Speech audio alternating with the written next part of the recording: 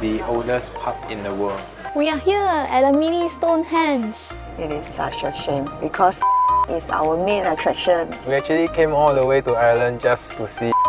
We didn't manage to see the best Irish breakfast.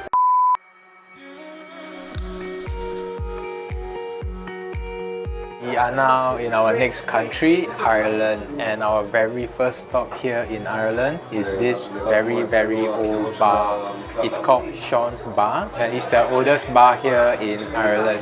It has been operating since 900 AD, and research is ongoing saying that it is the oldest pub in the world. So far, there's no other pub that is older than this that is being found. So I guess you can say that this is the oldest pub in Ireland as well as in the world.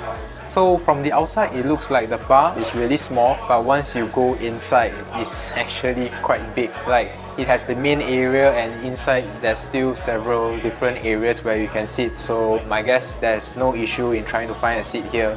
And we have ordered a apple cider as well as a Irish coffee. So the foam is really thick on the top.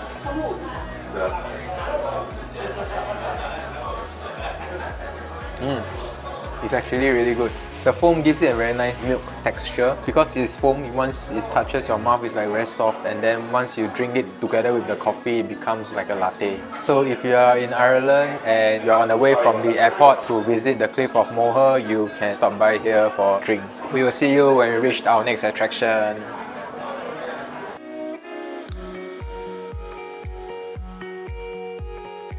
After an hour drive, we are now at Hazel Chocolate Mountain. And it is a very random shop. It's like a stretch of bungalow, and then this is one of the bungalows. And surprisingly, the shop has a lot of customers. We come here because there is a blog saying that the chocolate desserts and the chocolate drink here is super good. So we are here because we are a chocolate lover. I'll drink the hot dark chocolate first. It's not the thick chocolate drink, it is watery, but the taste is super thick. It's a super intense dark chocolate drink, but the texture is just like a normal water kind of texture. Very good. Other than the hot chocolate drink, we also ordered a sea salt brownie and a Guinness chocolate cake. I'll try this first. Some little fun fact, Guinness origin from Ireland. So when we are in Ireland, even though we don't drink beer, we will try the Guinness dessert. The cream on top is the caramel cream, and then the chocolate cake is a bit bitter. So I think they fully utilize the bitterness of the Guinness into this cake. The caramel with the chocolate Guinness match pretty well. Next, I'll try the sea salt brownie. The upper layer of the cake is hard and crispy. It tastes like a above average brownie with some nuts. When you're here, I recommend you to order this Guinness cake and also have their chocolate drink.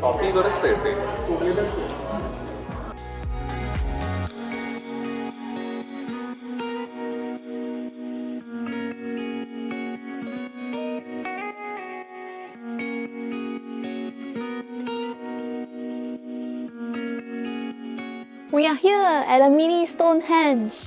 This is our next attraction in Ireland, and it is called the Pole Labron Dolmen. Dolmens are single-chamber megalithic tombs, so vertical stones usually support a massive flat capstone, making the structure resemble a table.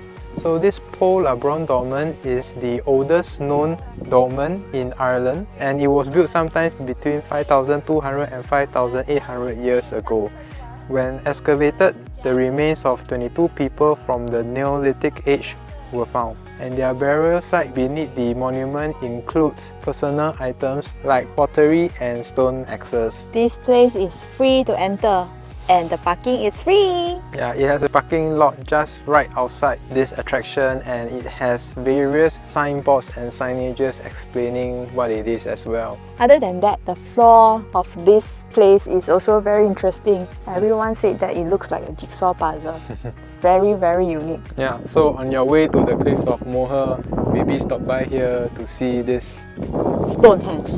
Small Stonehenge. It's the Pole Labron Dolmen. Little Stonehenge. Here in Ireland. Okay, next up we will be heading to the cliffs of Moher, and hopefully it doesn't rain. It has been raining all day, and we will see you when we get there. Bye bye. Bye.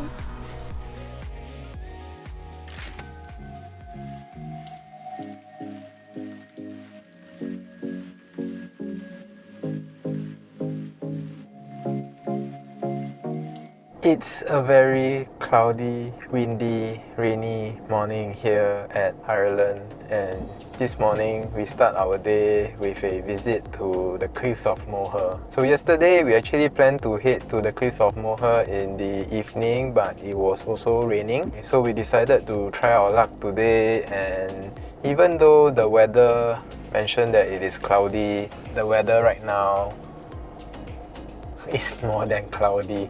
I guess we won't be able to see the cliffs of Moher. It is such a shame because Cliff of Moher is our main attraction. Yeah, we actually came all the way to Ireland just to see the cliffs of Moher, so yeah, we didn't manage to see it. Some fun fact about the cliff of Moher is actually on the western side of Ireland, and it spans 8 kilometers long, and it is formed around 320 million years ago. It is made out of shale and sandstone layers which has been eroded by the oceans over time. So the cliffs of Moher appeared in the Harry Potter movie, Harry Potter and the Half-Blood Prince. This is where Dumbledore and Harry Potter entered a cave to find a Horcrux. It's another place to visit if you are a Harry Potter fan. So there's actually no admission fee to visit the cliffs, but the visitor center parking lot costs about €12 per person, so it's not per car, it's per person.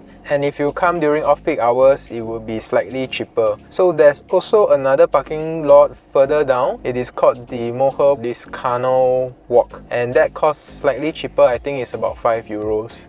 So today we will be returning our car, and after that we will spend some time in Dublin before taking a flight to our next country. So join us as we visit Dublin City. Hopefully the weather will be better.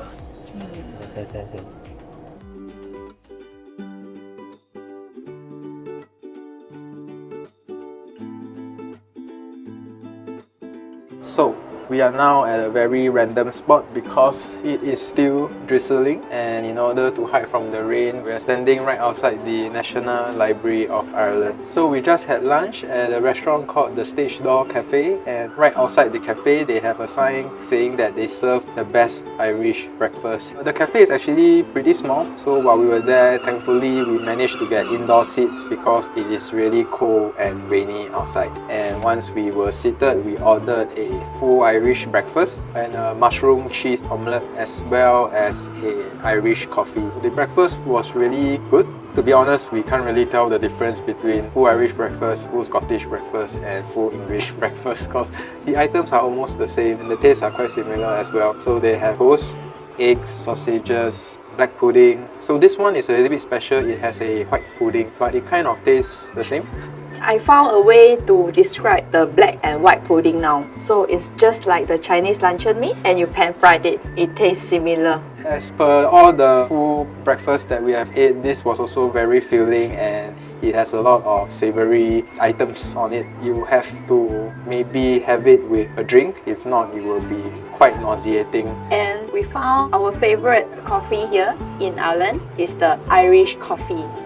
So apparently it is an alcoholic drink and it has a little bit of Irish whiskey inside, so mixed with the coffee is quite a nice outcome. We don't really like whiskey that much because it has a very strong taste, but mixed with coffee it's not too bad. So if you are in Dublin and you are looking for a place to have brunch, you can consider heading to the cafe. The sign already says it all, they serve the best Irish breakfast. They are on Temple Bar, and this street itself has a lot of pubs and bars. Next up, we will be heading to Trinity College and we will see you when we get there. After we left Temple Bar, we made our way to Trinity College. We were only able to tour the campus ground while we were there, as tickets to their Book of Kells exhibition were already sold out. So, do remember to pre-book your ticket online if you are planning to visit it. Don't be like us. Our next attraction was the National Museum of Ireland Archaeology. The museum is free to enter and it has quite a few exhibits. The most memorable one was the Cloney Cavan Man. the body is actually really well preserved. We spent about 1 hour at the museum and we began our journey to the next country on our itinerary.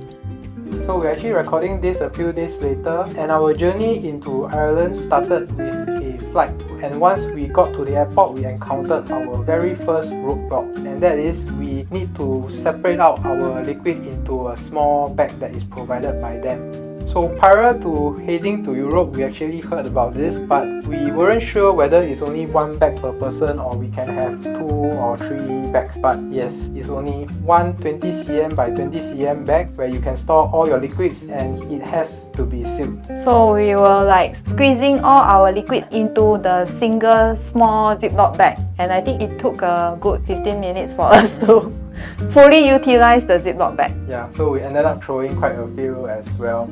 They do provide the Ziploc bags in the airport, so you can just pick one up and store all your liquids away. At the security point, you have to take it out and scan it separately. So this is a bit different from some of the countries which we have traveled, where the liquid can just be stored within the luggages or the bag itself. So after we landed in Ireland, we picked up our car, and something to note about driving in Ireland is that the parking, at least for the ones that we have used, is payable online. So you just park and then you go to their online portal and you pay for your parking there. And also, most of the tolls can be paid by cash or credit card, but if you are paying by cash, it needs to be exact. But there's one expressway, which is the one that is connected to the airport, the M50 expressway. For that expressway, you have to pay using their online portal. You can prepay it or you can pay it after you pass through, but if you wish to pay after you pass through the expressway, you have to do so by 8 PM at the end of the next day. So from what we observed, Ireland road is quite narrow, but they do set a very high speed limit even though the roads are narrow. Some of them is so narrow, but it's still like they allow up to 80 km per hour. You need some mad skills to be driving at that speed at such a narrow road. Most of the road seems like only cater for one car, but actually it's a two-way road. But fortunately, there isn't much vehicles on road. So another service we would like to recommend if you are traveling to Ireland and visiting Dublin City is an app called Bounce. We were looking for places to store our luggages because once we check out of our hotel at the Doolin area, we actually have half a day before our flight to Amsterdam, and so we considered storing our luggages so as to have a hassle-free travel while we were in Dublin. In the airport, if you want to store your luggage, they have different tiers. The first tier is 4 hours only, and if I'm not wrong, it costs about €5. But the next tier is the 24 hours one, and it costs about 14 to 15 euros. If you use this app called Bounce, you can actually find storage location in Dublin City, and one luggage only costs about €5. But you do have to pay €330